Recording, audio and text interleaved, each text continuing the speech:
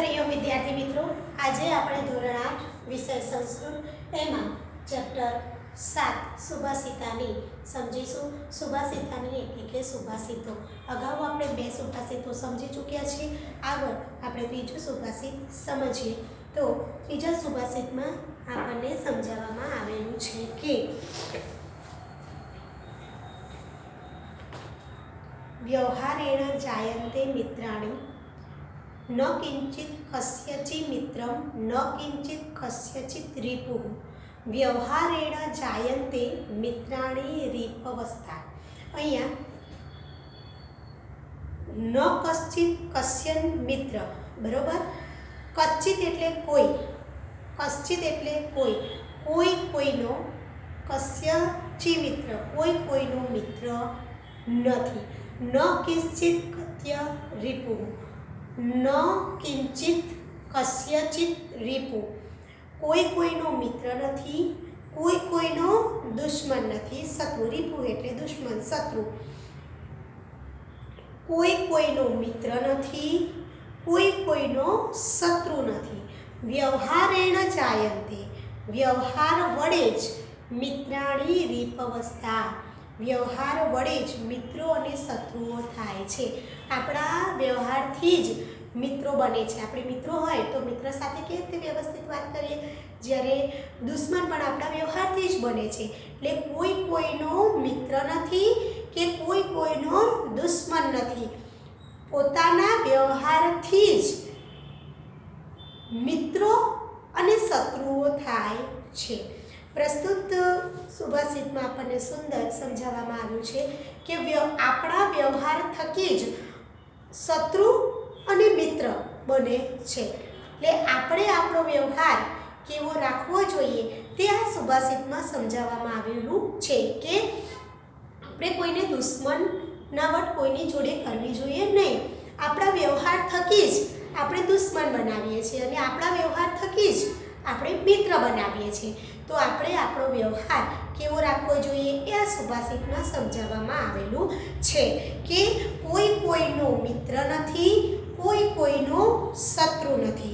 વ્યવહાર વડે જ મિત્રો અને શત્રુઓ થાય છે બરોબર। આગળ पिबन्ति नद्य स्वयमेव नाम्भः स्वयं न खादन्ति फलानि वृक्षाः नादन्ति सस्यं खलु वारिवाः परोपकाराय सतां विभूतयः। पिबन्ति नद्य अहींया नद्य एटले नदी, नदीनी वात करवामां आवी छे। नद्य नदी एटले नदी, नदीओ स्वयमेव नाम्भः नदीओ पोते पाणी पीती नथी बरोबर। नद्यम एटले नदीओ पोते ज पोतानुं पाणी पीती नथी।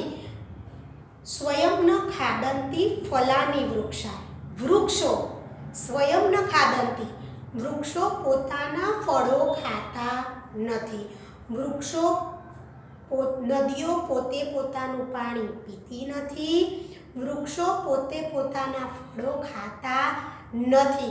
पिबन्ति नद्य स्वयमेव नाम्भः स्वयं न खादन्ति फलानि वृक्षा।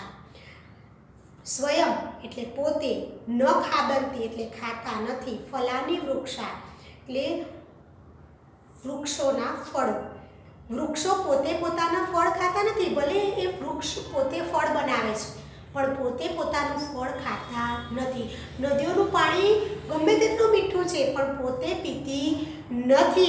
नदीओ पोते पोतानुं पाणी पीती नथी अने वृक्षो पोते पोताना फळ खाता नथी बरोबर। आगळ नादन्ति सस्यं खलु वारिवाः नांदति बरोबर। सस्यम एटले धान्य, खलु एटले खरेखर बरोबर। नांदति एटले खाता नथी बरोबर। सुखो कोण नथी खातुं तो वादळा।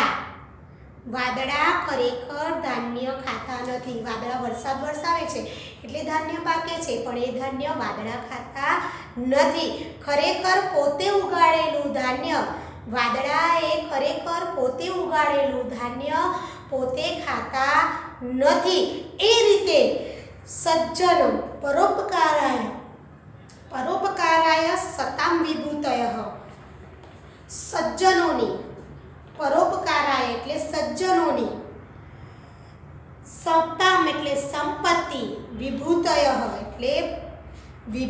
એટલે બીજા માટે હોય છે. પરોપકાર વિભૂત એટલે સંપત્તિ, પરોપકાર એટલે બીજાના માટે.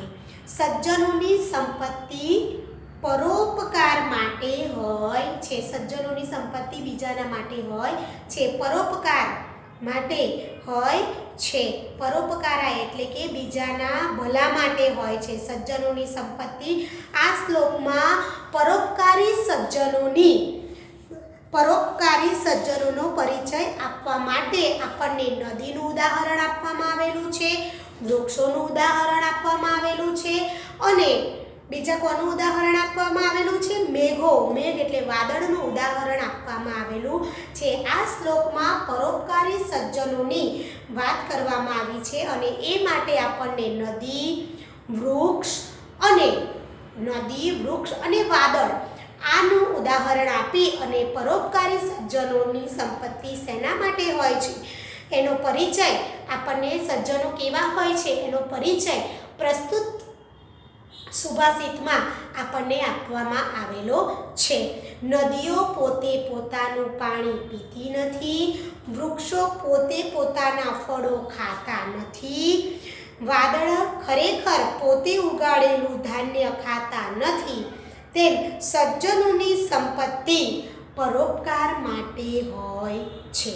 બરોબર, સરસ. વિદ્યાર્થી મિત્રો, આગળનો શ્લોક જોઈએ, સુભાષિત જોઈએ.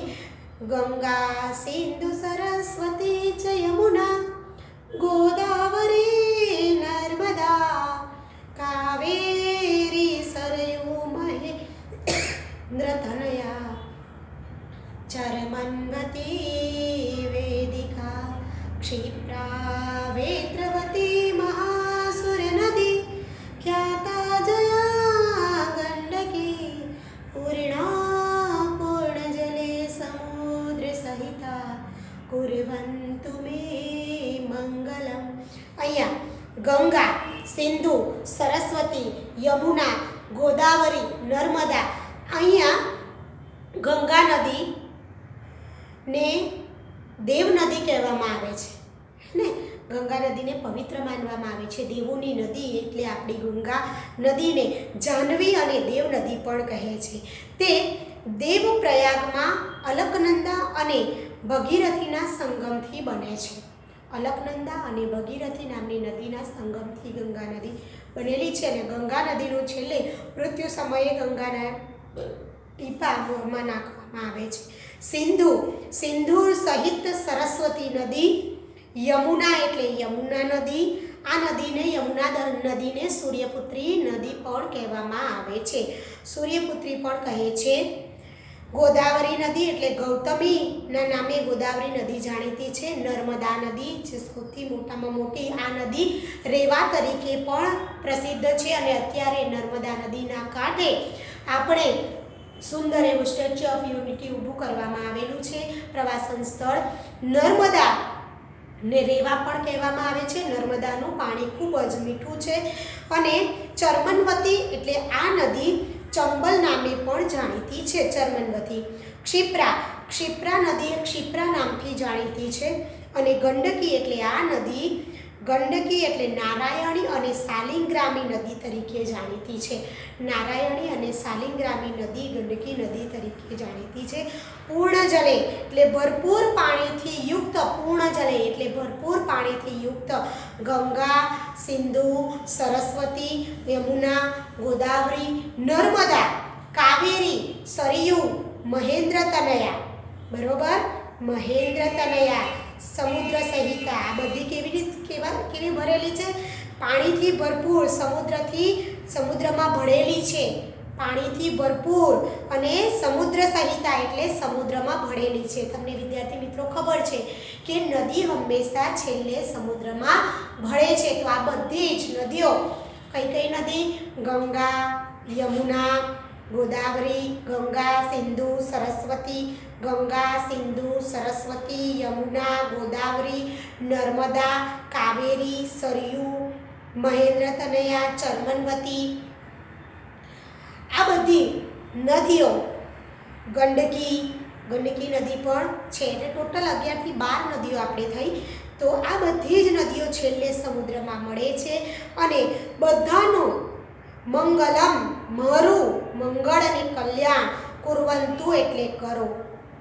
અહીંયા આ જે સુભાષિત છે આ સ્નાન કરતી વખતનો એક શ્લોક છે વિદ્યાર્થી મિત્રો, કે ગંગા, સિંધુ, સરસ્વતી, યમુના, ગોદાવરી, નર્મદા, કાવેરી, સરયુ, મહેન્દ્રતનયા એટલે મહાનદી, ચર્મનવતી, વેદિકા, ક્ષિપ્રા, વેત્રવતી, મહાસુર નદી અને પ્રખ્યાત જયા ગંડકી નદી, આ બધી ભરપૂર પાણીથી પૂર્ણ નદીઓ સમુદ્ર સાથે ભળી અને મારું મંગળ કરો. આ આપણે નદીઓ પાસે માંગવાનું છે કે આ બધી જ નદીઓ મારું મંગળ કરો. બરોબર. તો અહીંયા આપણે જે સુભાષિત સમજ્યા એ આપણે લખવાનું છે. ત્રીજો સુભાષિત ચાલો લખીને સમજીશું.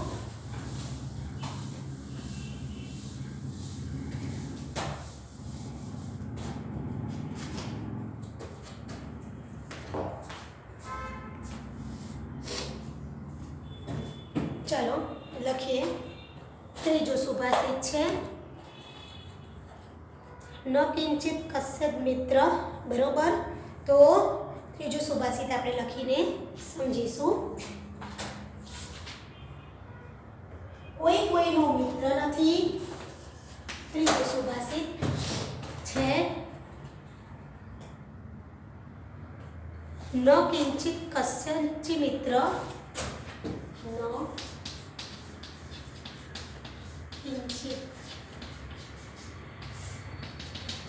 ન કિંચિત રીપવસ્તા.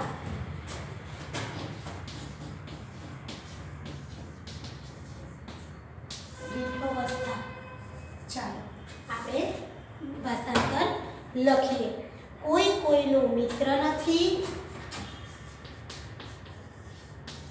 કોઈ કોઈનો મિત્ર નથી. કોઈ કોઈનો મિત્ર નથી. કોઈ કોઈનો શત્રુ નથી.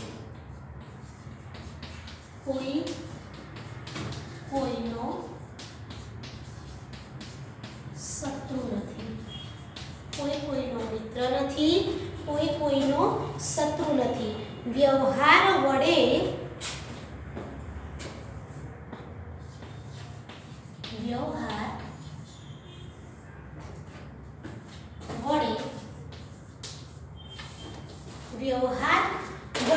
મિત્રો અને શત્રુઓ થાય છે. વ્યવહાર વડે મિત્રો અને શત્રુઓ થાય છે. ચાલો ચોથું આપણે સમજીએ.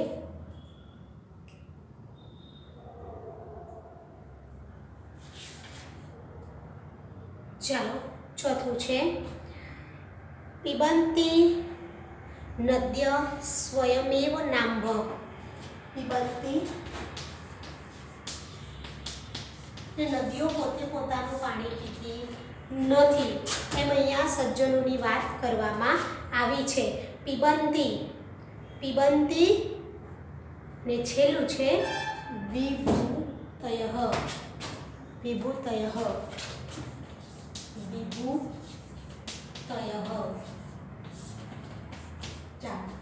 તો અહીંયા આપણે જોઈએ નદીઓ પોતે જ પોતાનું પાણી પીતી નથી. નદીઓ પોતે જ પોતાનું પાણી પીતી નથી. નદીઓ પોતે પોતાનું પાણી પીતી નથી. વૃક્ષો પોતે પોતાના ફળો ખાતા નથી. વૃક્ષો પોતે પોતાના ફળો ખાતા નથી. નદીઓ પોતે પોતાનું પાણી પીતી નથી. વૃક્ષો પોતે પોતાના ફળો ખાતા નથી. વાદળા ખરેખર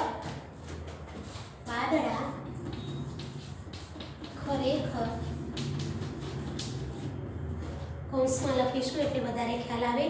વાદળા ખરેખર પોતે ઉગાડેલું ધાન્ય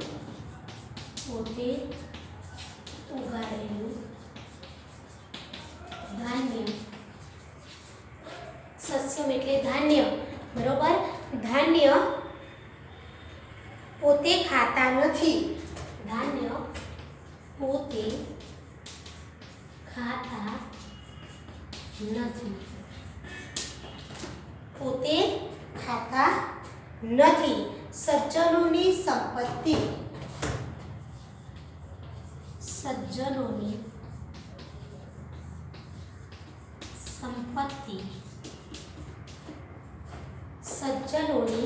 સંપત્તિ પરોપકાર માટે હોય છે.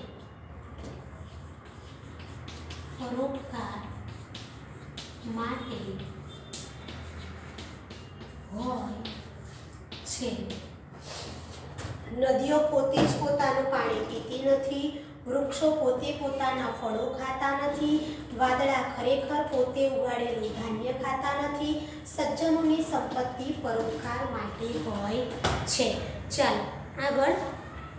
ગંગા, સિંધુ, સરસ્વતી.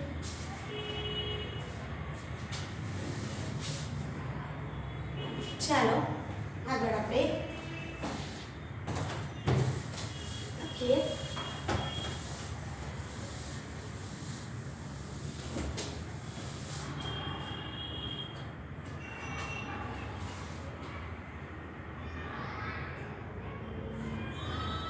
પાછું લખીએ. ગંગા, बरोबर. गंगा, सिंधु, सरस्वती. कुर्वन्तु मे मंगलम. में मंगलम. तो लखिए आपणे गंगा, सिंधु, सरस्वती. गंगा, सिंधु, सरस्वती. गंगा, सिंधु, सरस्वती. यमुना, गोदावरी. यमुना, गोदावरी. नर्मदा, कावेरी, सरयू. नर्मदा, कावेरी, सरयू. महेंद्र तनया. महेंद्र तनया. महेंद्र तनया. चर्मणवती.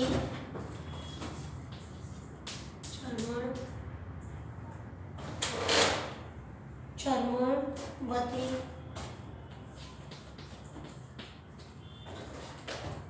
वेदिका, क्षिप्रा.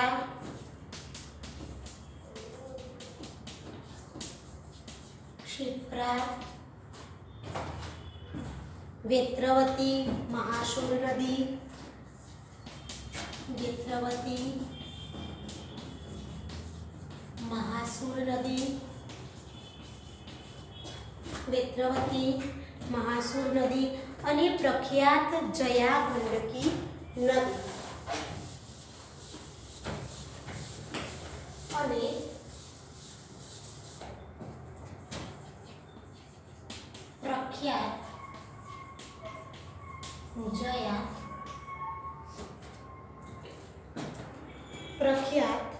જયા ગંડકી નદી.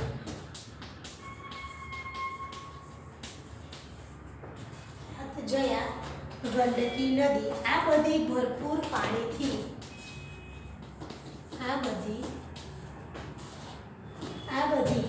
ભરપૂર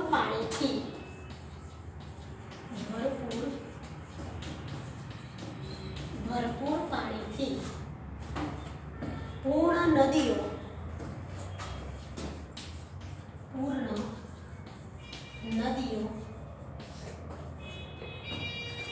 સમુદ્ર સાથે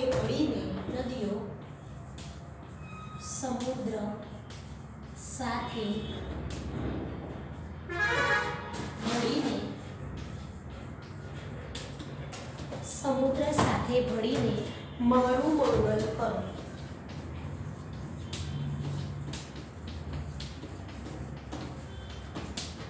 કેટલી નદીઓ જોઈએ આપણે? 1 2 3 આ ગંગા, સિંધુ, સરસ્વતી, 4 5 6 7 8 9 10 11 12 13 14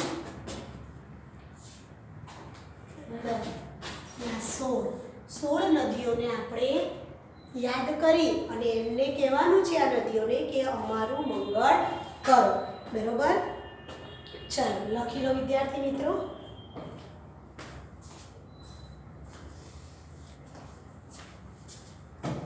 ચાલો આગળ આપણે સમજીએ. ગૃષ્ટમ પુનરપી પુનઃ ચંદનમ ચારુગંધમ છિન્નમ પુનરપી પુનઃ સ્વાદુ ચૈવેક્ષુદંડમ દગ્ધમ પુનરપી પુનઃ કાંચનમ કાંતવર્ણમ ન પ્રાણાંતે પ્રકૃતિ વિકૃતિ જાયતે ચોત્તમાનામ. ગૃષ્ટમ એટલે વારંવાર, ગૃષ્ટમ એટલે ઘસવાથી. બરોબર? પુનરપી એટલે ફરી ફરીને વારંવાર. ગૃષ્ટમ એટલે ઘસવા, વારંવાર ઘસવા છતાં. ચંદનમ ચારુગંધમ એટલે ચંદન મધુર સુગંધી વાળું હોય છે. વારંવાર ઘસવા છતાં ચંદન કેવું હોય છે? સુગંધીદાર હોય છે. ગૃષ્ટમ પુનરપી પુનઃ ચંદનમ ચારુગંધમ છિન્નમ પુનરપી પુનઃ સ્વાદુ ચૈવેક્ષુદંડમ એટલે વારંવાર ઘસવા છતાં ચંદન એટલે સુખડ, સુગંધવાળું હોય છે. સુખડને ગમે તેટલું ઘસો તો એની સુગંધ જાય નહીં. ફરી ફરીને કાપવા છતાં છિન્નમ પુનરપી સ્વાદુ ચૈવેક્ષુદંડમ. ઇક્ષુદંડમ એટલે શેરડી. વારંવાર કાપવા છતાં, ફરી ફરીને કાપવા છતાં શેરડીનો સાંઠો શું થાય છે? શેરડીનો સાંઠો સ્વાદુ એટલે સ્વાદિષ્ટ. ગમે તેટલું શેરડીના સાંઠાને કાપો વારંવાર, બરોબર, ફરી ફરીને કાપવા છતાં શેરડીનો સ્વાઠો એ સ્વાદિષ્ટ જ લાગે. એક શેરડી મોડી હોય, ઉપરની શેરડી મોડી હોય, નીચેની ગળી હોય એવું નહીં. ફરી ફરીને કાપો છતાં શેરડીનો સાંઠો કેવો હોય? સ્વાદિષ્ટ જ હોય છે. દગ્ધમ પુનરપી પુનઃ કાંચનમ કાંતવર્ણમ. ફરી ફરીને દગ્ધમ ફરી ફરીને તપાવવા છતાં દગ્ધમ એટલે તપાવેલું. કાંચનમ એટલે સોનુને ફરી ફરીને તપાવવામાં આવે છતાં એ કેવું છે? સોનું જ છે. ફરી ફરીને તપાવવા છતાં સુવર્ણ જે સોનું છે એની ચમક જતી નથી, કમનીય રંગનું થાય છે. એને ફરી ફરીને તપાવવામાં આવે છતાં એ કમનીય રંગનું થાય છે. તે રીતે ન પ્રાણાંતે ફરી ફરીને તપાવવા છતાં જે આપણું સોનું છે એ કેવું થાય છે? ફરી ફરીને તપાવવા છતાં સુંદર વર્ણવાળું, કાંચન વર્ણ, સુંદર વર્ણવાળું થાય છે. ફરી ફરીને તપાવવા છતાં સુવર્ણ કાંચન વર્ણવાળું થાય છે, કમનીય થાય છે, સુંદર થાય છે, સુંદર વર્ણવાળું થાય છે. એ રીતે અહીંયા ન પ્રાણાંતે પ્રકૃતિ વિકૃતિ જાયતે ચોત્તમા નામ અહીંયા છે કે પ્રકૃતિ વિકૃતિ જાયતે, સ્વભાવમાં ન જાયા તે થતો નથી.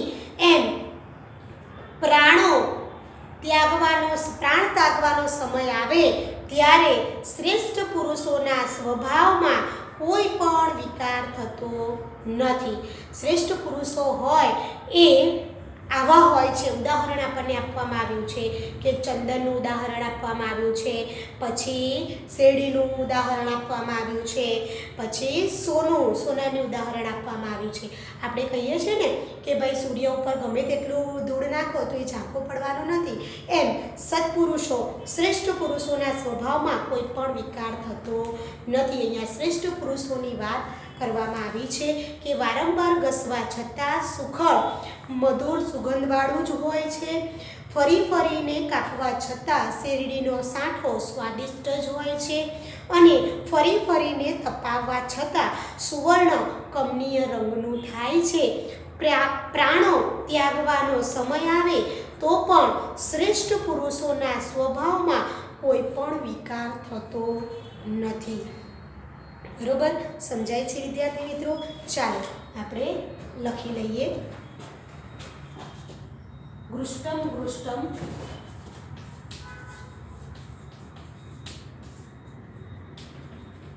બરોબર, ગૃષ્ટમ અને છેલ્લે ચોત્તમાના.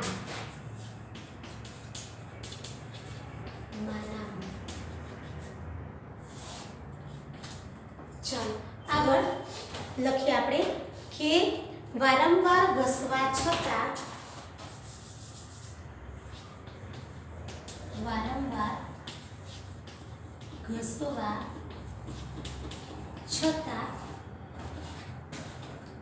ચંદન મધુર સુગંધવાળું હોય છે. ચંદન મધુર સુગંધવાળું હોય છે. ચંદન મધુર સુગંધવાળું હોય છે. ફરીને કાપવા છતાં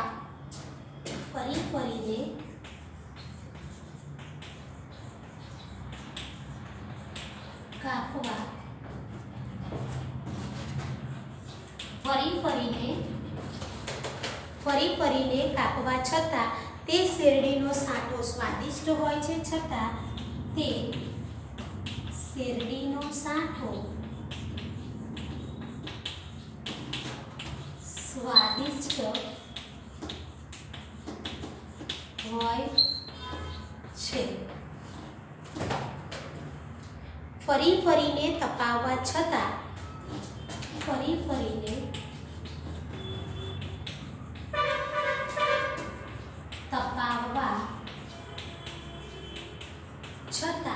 ફરીને તપાવવા છતાં સુવર્ણ કમનીય રંગનું થાય છે.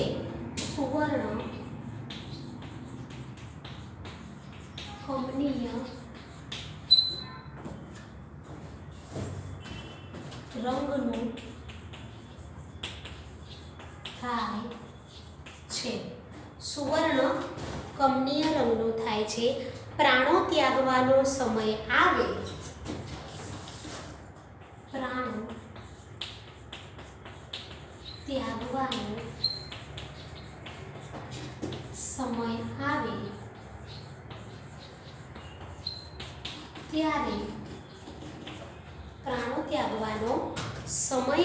આવે ત્યારે શ્રેષ્ઠ પુરુષોના સ્વભાવમાં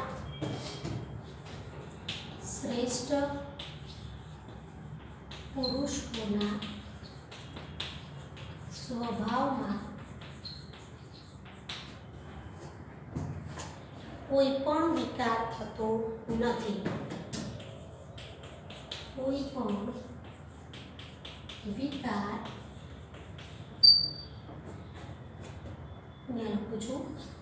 થતો નથી. અહીંયા શ્રેષ્ઠ પુરુષોની વાત કરવામાં આવી છે. વિદ્યાર્થી મિત્રો લખી લો.